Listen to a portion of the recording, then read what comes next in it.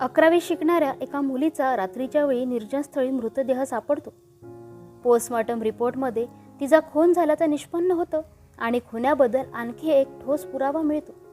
पण तपास त्या दिशेने पुढे करताच त्या खुन्याचा देखील खून झाल्याचं समजतं आणि या दोन्ही खुनामागील खरा चेहरा जेव्हा समोर येतो तेव्हा त्या व्यक्तीच्या नातेवाईकांसोबत मला सुद्धा वाईट वाटतं आणि आश्चर्याचा धक्का सुद्धा बसतो, कारण खून करणारं दुसरं तिसरं कोणी नसून साधारणतः 20 वर्षांपूर्वीची गोष्ट.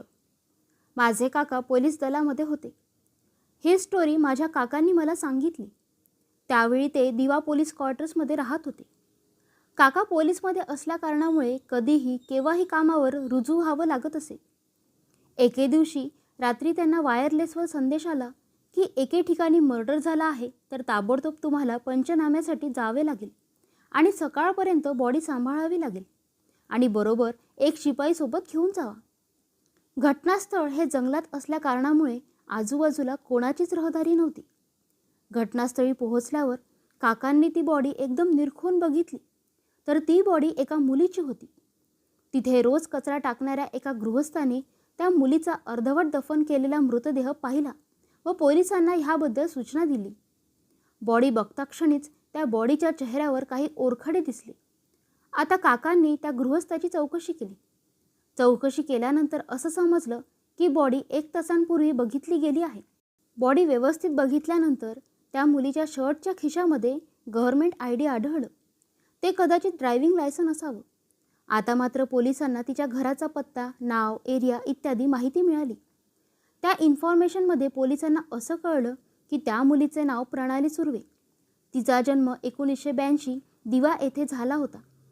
दिवा इथे सखारामवाडीमध्ये तिचं घर होतं. सकाळ होताच पोलिसांनी बॉडी पोस्टमॉर्टमकडे सोपवली आणि पोलीस प्रणालीच्या दिवा येथे राहत्या घरी चौकशीसाठी गेले. दारावर बेल वाजवली. आजीने दरवाजा उघडला. पोलीस बघून आजी घाबरली. नंतर थोड्या वेळाने पोलिसांनी आजी आजोबांना धीर दिला आणि सांगितले की प्रणाली सुर्वे ह्यांचा खून झाला आहे. हे ऐकता क्षणीच आजी आणि आजोबा ढसाढसा रडू लागले. पण थोड्या वेळानंतर दोघांनी स्वतःला सावरले. धीर देऊन पोलीस म्हणाले, तुम्ही आम्हाला ह्याबाबत काही सांगू शकता का? तेव्हा आजीने सांगितले की प्रणाली सन 2000 आमच्याकडे राहायला आली. तिच्या आईचं स्वप्न होतं की तिने 10वी नंतरचे शिक्षण शहरात जाऊन घ्यावे. तशी दिसायला सुंदर, अभ्यासात हुशार, सर्वांवर प्रेम करणारी आमची लाडकी. पुढे आजीने सांगितले की जवळच्या ताराबाई साठे या कॉलेजमध्ये इयत्ता 11वीचे शिक्षण घेत होती. एवढी माहिती गोळा करून पोलीस तिकडून निघून गेले. संध्याकाळी देशमुख काका 2 पोलिसांना घेऊन फॉरेन्सिक लॅबमध्ये गेले. डॉक्टरकडून त्यांना खुनाबद्दल काही माहिती मिळेल ह्या कल्पनेनं त्यांनी फॉरेन्सिक लॅबमध्ये गेल्यावर महेश डॉक्टरांना विचारले, पोस्टमॉर्टम केल्यावर काही माहिती मिळाली का तुम्हाला किंवा तुमच्या टीमला? डॉक्टर महेश हसत म्हणाले, हो, मी एवढंच आता सांगू शकतो की इट वॉज अ मर्डर. मी तुम्हाला फॉरेन्सिक रिपोर्ट दाखवतो. चला मग कामाला लागू आपण. दोघेही एका टेबलजवळच्या खुर्च्यांवर जाऊन बसले. तुम्हाला काय काय माहिती मिळाली ते सांगा आधी, डॉक्टर महेश म्हणाले. काकांनी सांगितले, आम्ही मृत व्यक्तीच्या घरी जाऊन त्यांच्या आजी आजोबाची चौकशी केली असता फारसं काही हाती लागलं नाही. आमचा तपास सुरू आहे अजून. एकंदर हा खूनच आहे. हो, ते माहीत आहे, पण एक प्रश्न आहे, डॉक्टर महेश म्हणाले. कोणता प्रश्न सर? तुम्ही एकटेच कसे या केसेसला हँडल करत आहात? म्हणजे अजून कोणीतरी हवं ना तुमच्यासोबत? किती धावपळ झाली असेल तुमची? डॉक्टर महेश म्हणाले, हो ना सर, आमची टीम आहे सोबत. तपास सुरू आहे. कुठे लक्ष देऊ तेच कळत नाही. त्यात ते मीडियावाले, त्यांना वाटते आम्ही काहीच काम करत नाही. मीडिया तसंच समजते, काका म्हणाले. ठीक आहे, आता केस मुंबई पोलिसांकडे आली आहे ना, तुम्ही फक्त मदत करा, बाकीचं आम्ही बघतो, डॉक्टर महेश म्हणाले. असं करूया, तुम्ही सगळी माहिती जेवढी तुम्ही जमवली आहे तेवढी ती आता मला द्या. डॉक्टर महेश म्हणाले, हा मर्डर आहे. इन्स्पेक्टर देशमुख म्हणाले, तुम्ही याबाबत खात्रीने कसे सांगू शकता? Doctor Mahesh, yes of course. खून झाला रात्री 11:30 ते 12च्या दरम्यान. ह्या व्यक्तीवर जबरदस्ती करण्यात आली. त्यानंतर व्यक्तीचा चेहरा बिघडवण्यासाठी एक धारदार चाकूने वार करण्यात आला. इन्स्पेक्टर देशमुखने विचारले, तुम्ही कसं काय एवढा लवकर निष्कर्ष काढू शकता? डॉक्टर महेशांनी सांगितलं, मी पोस्टमॉर्टम रिपोर्टचा स्टडी करूनच सगळं सांगतोय. ती जागा सील केलेली होती. घटनास्थळी पोलिसांचा तपास सुरूच होता.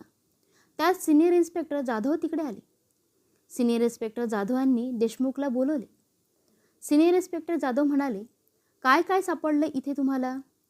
इन्स्पेक्टर देशमुखांनी सांगितले, हा सर, एक मृतदेह प्रणाली सुर्वे यांचा धारदार चाकूने खून झाला आहे. कोणतं हत्यार? सॉरी सर, सापडला नाही ते. आरोपी बरोबर घेऊन गेला असेल. पुढे सांगा. फिंगरप्रिंट्स मिळाले? किती वाजता झालं हे सगळं? साधारणतः रात्री 11:30 ते 12च्या दरम्यान. आणि तुम्हाला कसं कळलं? मला इथून रात्रीच्या सुमारास कचरा टाकून घरी जाणाऱ्या माने या गृहस्थाने फोन केला होता. बोलवा जरा त्याला. एका हवालदाराला माने या गृहस्थाला बोलवायला पाठवले. सिनियर इन्स्पेक्टर जाधव, हे माने. माने म्हणाले, साहेब, मी सगळ्यांचा कचरा सोडण्यास ह्या जंगलात रोज रात्री येतो. तेव्हा पायी चालत असताना मला हा मृतदेह माझ्या पायाशी सापडला आणि लगेचच मी पोलिसांना फोन करून सांगितले. सिनियर इन्स्पेक्टर जाधव म्हणाले, ठीक आहे, जा तुम्ही आता. शहर सोडून सध्या जाऊ नका. गरज लागली तर तुम्हाला परत बोलवण्यात येईल. माने म्हणाले, ठीक आहे साहेब. सिनियर इन्स्पेक्टर जाधव, देशमुख, आपल्याला कॉलेजमध्ये तपास सुरू केला पाहिजे की ह्या मुलीचा कोणी प्रियकर होता की कोणाशी दुश्मनी होती. तिकडे जाऊनच आपल्याला काही माहिती मिळेल. इन्स्पेक्टर प्रणालीच्या कॉलेजमध्ये जातात. सिनियर इन्स्पेक्टर जाधव म्हणतात, मी इन्स्पेक्टर.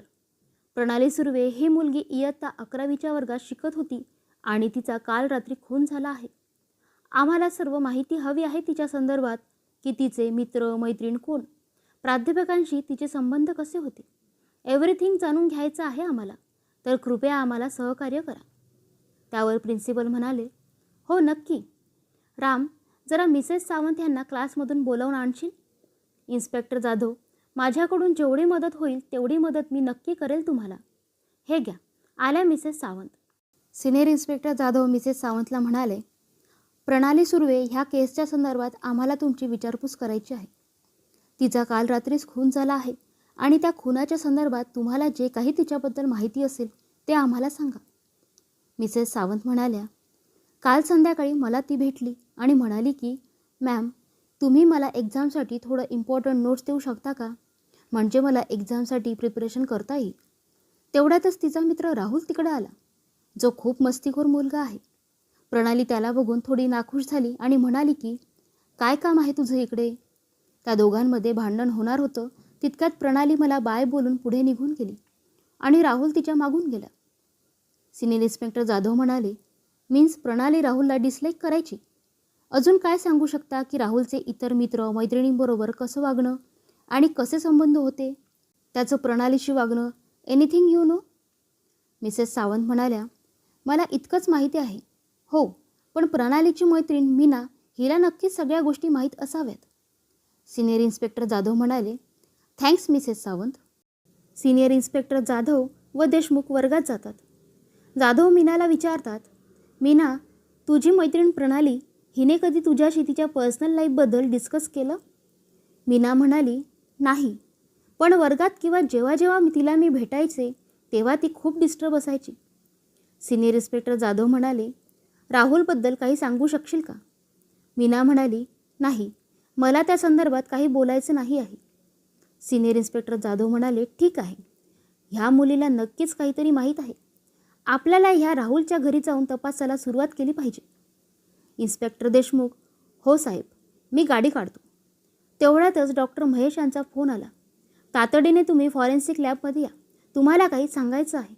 डॉक्टर महेश इन्स्पेक्टरला सांगतात, इन्स्पेक्टर, खून केला तेव्हा खुन्याच्या हाताला सिमेंट लागलेलं होतं असे पोस्टमॉर्टम रिपोर्ट सांगत आहे. याचा अर्थ खून अशा व्यक्तीने केला आहे जो सिमेंटच्या कामाशी संबंधित आहे आणि विशेषतः हे साधं सुधं सिमेंट नसून पोर्टलँड पोझोलाना सिमेंट आहे. अशा प्रकारचे सिमेंट बनवणारे आपल्या भारतात खूप कमी कंपनी आहे. सिनियर इन्स्पेक्टर जाधव म्हणतात, इट इज व्हेरी फॅन्टॅस्टिक. म्हणजे आपण आतापर्यंत आम्ही प्रणालीचा मित्र राहुलवर संशय घेत होतो, पण डॉक्टर महेश यांनी केसचा फासाच पालटून टाकला. छान माहिती दिली तुम्ही. देशमुख, एक काम करा, शहरामध्ये जेवढ्या पण सिमेंट बनवणाऱ्या कंपनी आहेत त्याची एक लिस्ट तयार करा आणि त्या कंपनीमध्ये काम करणाऱ्या मजुराचीही लिस्ट मागून घ्या. तोपर्यंत मी जरा मीनाच्या घरी तपास चालू करतो. इन्स्पेक्टर देशमुख म्हणतात, हो सर. देशमुख शहरात जेवढ्या पण सिमेंट बनवणाऱ्या कंपनी आहेत त्याची चौकशी करतात. तेव्हा त्यांना असं आढळून येतं की गुलमोहर कंपनीच्या लेबर रोजनिशीमध्ये बबन नावाच्या माणसाने काम सोडलं आहे आणि त्याला काम सोडून 1 महिन्याहून जास्त दिवस झाले आहेत. काही मजुरांकडून असं कळण्यात आलं की ह्या मजुराचं पैशांवरून मालकाशी भांडण झालं आहे. पोलिसांनी त्याच्याबद्दल आणखीन माहिती मिळवण्यासाठी गुलमोहर कंपनीच्या मालक मिस्टर गोसावी याच्याशी संपर्क साधला. इन्स्पेक्टर देशमुख विचारतात, मिस्टर गोसावी तुम्हीच का? मी एका खुनाबद्दल चौकशी करण्यासाठी इथे आलो आहे. तुम्ही सहकार्य कराल अशी अपेक्षा करतो. मला सांगा, बबन आणि तुमच्यामध्ये नक्की काय झाले? अचानक त्याने नोकरी का सोडली? मिस्टर गोसावी म्हणतात, नाव नका काढू त्याचं साहेब. मला 50,000ला चुना लावून गेला तो. मी त्याला पांडुरंगवाडीमध्ये मिस्टर सबनीस यांच्याकडे एक काम होतं प्लास्टर आणि रंग काढायचा आणि बबन खूप गरीब होता आणि मला वाटलं की त्याला पैशाची नितांत आवश्यकता आहे म्हणून मी बबनला पाठवलं. तर त्याने माझी लाज घालवली, चोरी केली आणि बेपत्ता झाला. ह्यात बबन पळून गेला. सुरेश बबनबद्दल सर्व काही सांगू शकतो, तो त्याच्याच गावचा आहे. इन्स्पेक्टर देशमुख म्हणतात, नाव काय म्हणालात? मिस्टर सबनीस. हे नाव कुठेतरी ऐकलंय असं वाटतंय ना पलांडे? सुरेश आज कामावर आलाय का? हवालदार पालांडे म्हणतात, साहेब ती मृत व्यक्तीची मैत्रीण मीना सबनीस. इन्स्पेक्टर देशमुख म्हणतात, तीच का ती? मिस्टर गोसावी, तुम्ही अजून काही सांगू शकता का? कुठे राहायचा हा बबन? कधी आणि किती तास त्याने मिस्टर सबनीस यांच्या घरी काम केलं? आणि ह्याआधी सुरेश कुठे राहायचा त्याचे डिटेल्स द्या. मिस्टर गोसावी, हो नक्की, आमच्याकडे सर्व माहिती आहे. बबन 4 मार्चला मिस्टर सबनीस यांच्या घरी गेला होता. इन्स्पेक्टर देशमुख म्हणतात, thanks mister Gosavi. Case interesting होत चालली आहे. Kelkarwadi Ramabai chawl. Okay mister Gosavi, thanks. Police केळकरवाडीमध्ये सुरेशच्या घरी पोहोचतात. दरवाजा उघडल्यावर पोलिसांना बघून सुरेशचा पळ काढायचा प्रयत्न. इन्स्पेक्टर देशमुख, पकडा त्याला, कुठे पळून जातोस? सुरेश, नाही, मी खून केला नाही आहे आणि मला काही माहीत नाही आहे. इन्स्पेक्टर देशमुख म्हणतात, खून केला नाहीस तर पळत का होतास? आणि हा बबन कुठे आहे? सुरेश म्हणतो, मला नाही माहीत आहे साहेब. इन्स्पेक्टर देशमुख म्हणतात, मग तू खून नाही केलास असं का म्हणालास? म्हणजे नक्की तुला माहीत आहे? सांग, नाहीतर पोलीस स्टेशनमध्ये घेऊन जाईन. तिकडे बरोबर बोलशील. सुरेश म्हणतो, हो साहेब, सांगतो. बबन हा माझ्याच गावचा आहे. गावी शेती करून किती पैसे कमवणार, म्हणून त्याच्या घरच्यांनी मला मुंबईमध्ये काही काम असेल तर सांग असं म्हणाले. तो खूप दारू पितो, ह्या कारणाने त्याला कोणीही नोकरी देत नसे. तो तसा नव्हता. ह्या दारूपायी स्वतःची शेतजमीन पण विकून टाकली. मला वाटलं शहरात काम करून सुधारेल, म्हणून मी म्हटलं गरीब आहे, 2 मुलं बायका पोरं आहेत, 4 पैसे कमवेल आणि देईल गावी. पण मला माहीत नव्हतं की त्याची अशी नियत असेल. चोरी केल्यानंतर मला त्याने फोन केला आणि म्हणाला की ती सबनीसच्या मुलीची मैत्रीण मला खूप आवडली, पण तिने मला चोरी करताना पाहिलं. त्या दिवशी पण तो दारू पिऊन होता. संध्याकाळी 8ला माझी आणि त्याची भेट झाली. तेव्हा त्याने मला अशी माहिती दिली की मीनाची मैत्रीण 10 वाजता तिच्या ट्युशन क्लासमधून सुटते आणि तिने मला भेटायला बोलवलं आहे. एकाच नजरेत तो तिच्यासाठी वेडा झाला होता. इन्स्पेक्टर देशमुख म्हणतात, त्याला ही माहिती कोणी दिली की ती ट्युशनवरून 10ला सुटते म्हणून? सुरेश म्हणाला, साहेब तो फक्त मला एवढं म्हणाला की मीनानेच त्याला ही माहिती दिली आहे म्हणून. इन्स्पेक्टर देशमुख म्हणतात, ह्या केसमध्ये 2 आरोपी आहेत. एकाचा शोध लागला, दुसऱ्या खुनीचा शोध लागेल. गाडी काढा. मीनाच्या घरी पोलीस येतात. मिस्टर सबनीस म्हणतात, हे बघा साहेब, माझ्या मुलीने काही केले नाही आहे. तुम्ही जबरदस्तीने तिला फसवत आहात. इन्स्पेक्टर देशमुख म्हणतात, बघू ना आपण. मीना, राहुल आणि तुझे संबंध कसे होते आणि का तुझ्या मैत्रिणीला तू आणि बबन या दोघांनी मिळून मारलं? का त्या निष्पाप मुलीचा जीव घेतला? मिस्टर सबनीस म्हणतात, हे काय बोलत आहेत इन्स्पेक्टर तुम्ही?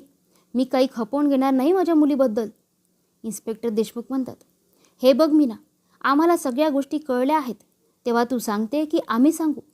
मीना जोरजोरात रडू लागते. मिस्टर सबनीस म्हणतात, बेटा काय झालं? पोलीस सांगत आहे ते खरं नाही आहे ना? मीना जोरजोरात रडून सांगते, हो खरं आहे हे सगळं. माझ्याच सांगण्यावरून प्रणालीचा खून झाला आहे. मिस्टर सबनीस आणि मिसेस सबनीस म्हणतात, हे काय केलेस तू? मीना म्हणते, त्या दिवशी कॉलेजवरून येत असताना मी प्रणालीला म्हणाले, की चल आपण आज एकत्र अभ्यास करू दोघे. आजोबाची तब्येत अचानक बिघडल्यामुळे आईला दुपारीच जावं लागलं. पण जाताना ती म्हणाली, प्लास्टरचं काम करायला एक माणूस येईल, तर तुम्ही एकाच खोलीमध्ये अभ्यास करा. दुपारी 2 वाजता बबन प्लास्टर करायला आला. घरात कोणी नाही म्हणून त्याची नजर आमच्यावर पडली आणि त्यात प्रणाली खूप गोरी, दिसायला सुंदर. लगेचच त्याची नजर तिच्यावर पडली आणि त्याने तिचा हात पकडला. मला समजलं की राहुलपासून प्रणालीचा काटा काढायचा असेल तर ह्यापेक्षा चांगली संधी पुन्हा भेटणार नाही.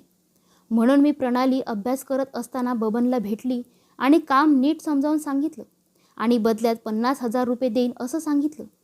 हे ऐकून पहिले बबन नाहीच म्हणाला, पण पैशाच्या हव्यासापोटी त्याने मान होकारार्थी डोलवली. मीच सांगितलं बबनला, प्रणाली ट्यूशन क्लासवरून 10 वाजता सुटते आणि चोरीचा आळा आपल्यावर येऊ नये म्हणून मीच चोरीचा खोटा आरोप बबनवर टाकला, जेणेकरून दोन्ही बाजूने बबनच फसेल. प्रणालीचं काम फत्ते झालं तेव्हा बबनने मला फोन केला होता. तेव्हा मी त्याला दुसऱ्या दिवशी एका शांत ठिकाणी भेटण्यास बोलावले आणि पैसे घेऊन जाण्यास सांगितले. तेव्हा त्याची हत्या मी याच धारदार चाकूने केली आणि तो तिकडेच मृत पावला आणि त्याची डेड बॉडी मी तिकडेच गाडली आहे.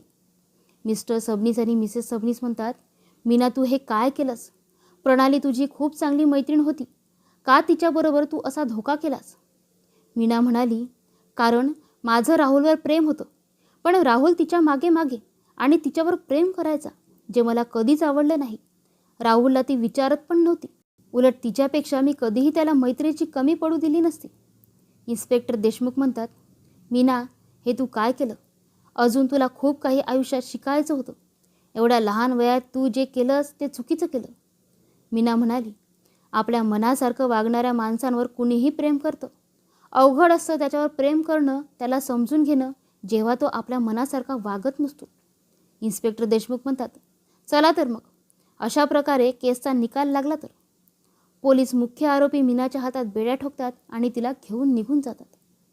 मैत्रिणींनो, आजची ही कथा तुम्हाला आवडली असल्यास कृपया लाईक करा, शेअर करा आणि चॅनलवर नवीन असाल तर अशाच कथा नेहमी ऐकण्यासाठी चॅनलला नक्की सबस्क्राईब करा. धन्यवाद.